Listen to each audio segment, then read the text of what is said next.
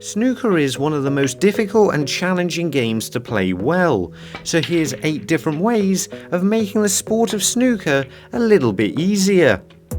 Starting with step 1, the game becomes a lot easier to play if you can see exactly where you're aiming, but this can be incredibly tough to get right.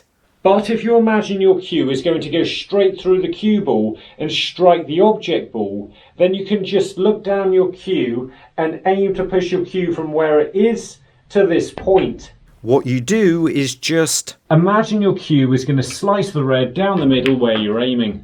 As long as your cue is pointed towards the correct target, all you need to do is push your cue directly towards this target and you should automatically pot the ball. This only works if you're striking the cue ball in the centre, because if you're slightly off to the left or the right hand side, this will cause you to miss.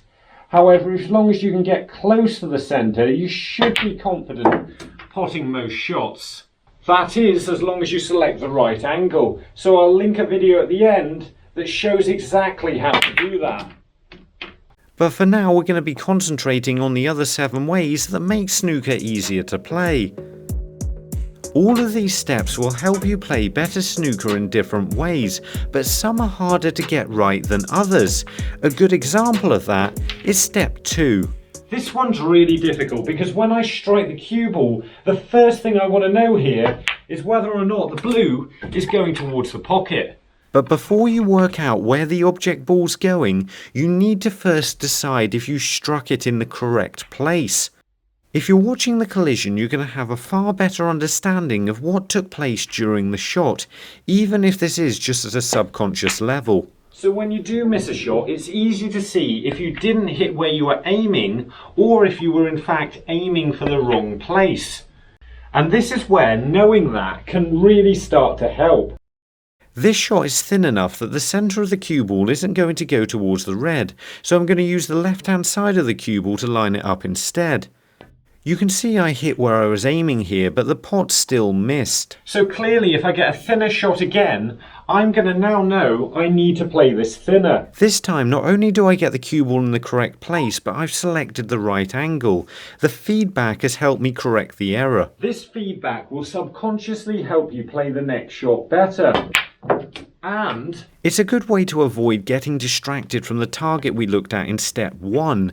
It makes the shot a lot simpler to play because now you just have to concentrate on pushing your cue through straight. But as I explained at the start, it's very difficult to see something that happens in a fraction of a second, and you really want to know where the object ball is going to go. So maybe step 3 will help. You also need to be able to stay completely still on the shot when you're pushing your cue through. And that's not always as easy as it sounds, so here's a couple of things that might help. Firstly, a good way of practicing this is to cue up to pot a ball, pull your cue back and pause in this position for as long as possible. The longer you can stay in this position without moving, the easier you're going to find it to deliver your cue without moving offline. If you can practice staying still in this position and not moving, then it's going to make the game a lot easier to play when you go back to playing shots in an ordinary way. And secondly, make sure you're always looking far enough along the table, because if your head's too far down, you're going to have to lift it up to see what happened. This is the main reason that players lift their heads up off the cue, and it can get worse over distance.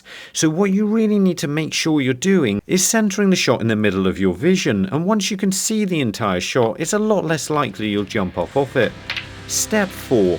Another way of making snooker easier to play is to decide where you're aiming before you get to the table, and then sticking to this plan and not changing your mind at any point. On this shot, I'm clearly in the wrong place to pot the red, so I'm going to move my cue around to the right hand side. This allows me to pot the red, but you don't always see things so clearly on the shot, so moving at this stage can cause you to miss. And again, this makes the next shot harder to play, because you're not going to be able to trust you lined it up right.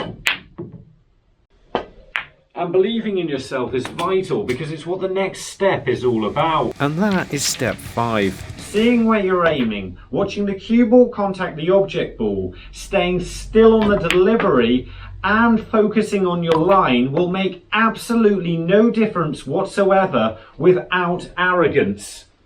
This may sound like a really silly thing to say, but you really do play snooker better if you go to the table thinking, of course I've lined this up right, and I'm going to hit exactly where I'm aiming. The reason is you're a lot less likely to miss a shot you think you're going to pot. Here's why. If I'm worried I've lined this shot up a little bit too thick and I'm going to hit to the right hand side of the pocket, then it's natural for me to want to try to push the cue ball over to the right hand side. But as we saw earlier, this could cause me to put right hand side on the ball, which is going to throw the cue ball to the left. So in trying to cut the black more, I actually cut it less. So from this position, I'm going to be far more likely to pot the ball if I just believe I've got everything right. Now, of course, it's going to be a lot easier for me to believe I'm going to pot this red under no pressure whatsoever than it would be if you just missed the previous 5 pots and you really needed to get something. But at those times especially, it's worth remembering you're more likely to get everything right if you just arrogantly believe you're going to. Step 6. When you're trying to get all the things right I've explained already, it can be very easy just to forget about position. But unfortunately, this is something that can only be helped with a lot of practice, because it's very difficult to think about where you're playing position when you're focusing entirely on where you're lining the shot up. You need to be able to do this subconsciously. Once practice has taught you how to play subconsciously, then you can just focus on making the game easier by getting the cue ball into better positions. This is where players usually see the biggest improvements, because focusing more on position really just means focusing on making the game easier. Before we look at the next step, we're just going to find George, who's from Dillingham, Alaska. There it is. Step 7. Standing in exactly the right place is something that also makes the game a lot easier to play. This needs to follow the line of the shot, an imaginary line that points to where you're aiming. Standing further to the right side of the line makes me hit the cue ball more in this direction. Standing further to the left side of the line makes me hit the cue ball in this direction. The more accurately I position my foot on the line, the more accurately I'm going to be aiming at the object ball in the correct place, and the easier it's going to be to pot it. All you need to do is find the right place to position your foot that gets your cue vertically above the line. This might mean putting your toe on the line of the shot, this might mean putting your heel on the line of the shot, or it might mean something in between or on either side. Get the right place and your cue will be directly in line with where you're aiming, but this is slightly different for everybody. So the only way to find out is to just test it. You keep moving around the position of your foot until the shot feels the easiest to play, where it naturally goes towards the pocket. But when you find exactly the right place for your foot to get your cue on line, it'll feel like the easiest thing to do is to pot the ball.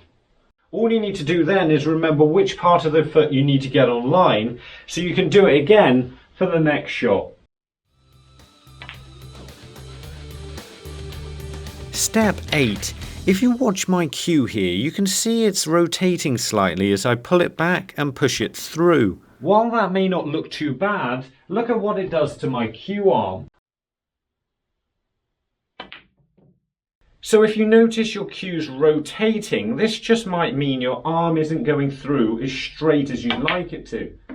But trying not to rotate your cue at all as you pull it back and deliver it might not be a good idea either, because this might not be what you're used to or how your cue action works. Because of this, you just want to focus on getting your hand in exactly the same place at the back of your swing each time, and then exactly the same place on the way through. Even if this means you're still not delivering the cue perfectly, you will at least be doing it in exactly the same way each time. It really doesn't matter if it's not perfect, because as long as you're doing the same thing each time, then you will get used to it. But if you want to know more about getting the angles right so you can line up shots properly, then have a look at these two videos. And remember, don't just watch play, and make the commitment to becoming a better player by subscribing to the channel and visit the website. See you later.